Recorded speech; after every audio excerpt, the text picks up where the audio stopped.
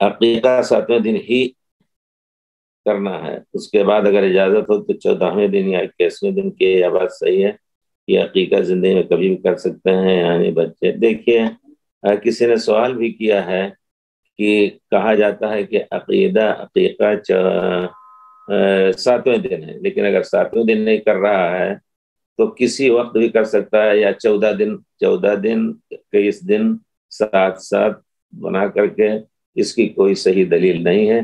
تو اس کے عقیقہ کسی وقت بھی کر سکتا ہے۔ اس کی دلیل کسی بہن نے مجھے یاد آتا ہے کہ بھیجا تھا، تو اس کے بارے میں یہ بتانا، میں جہاں تک سمجھتا ہوں اور اس کا بتانا ضروری سمجھتا ہوں کہ عقیقہ 7ویں دن کیا جائے اور سر بھی موڑ دیا جائے سنت رسول کے مطابق، لڑکا ہو یا لڑکی۔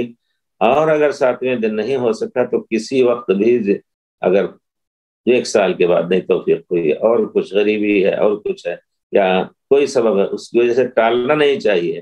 اگر شوہر کسی باہر ملک میں کام کر رہا ہے اور وہاں بچہ پیدا ہوا تو اسی 7ویں دن ان کا عقیقہ کرنا، نہ کہ جب آئیں گے ان کے بعد تو پھر 1 سال کے بعد کیا جائے نا، یہ سب چیز نہیں ہونی چاہیے۔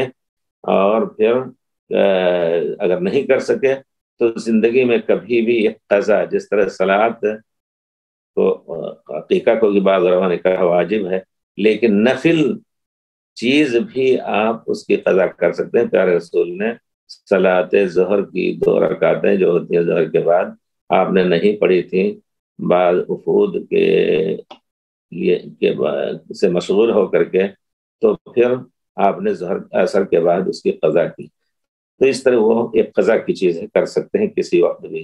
اور عقیقہ زندگی میں کبھی کر سکتے ہیں، یعنی بچے بڑے ہو کر خود کا عقیقہ کر سکتے ہیں، انشاءاللہ کر سکتے ہیں، انشاءاللہ کر سکتے ہیں۔ جس طرح ختنہ بھی کرنا ضروری ہے، اگر نہیں کرایا تو بچہ خود کرائے جا کر کے۔ جی، اور کیا والدین کا عقیقہ بچے کر سکتے ہیں؟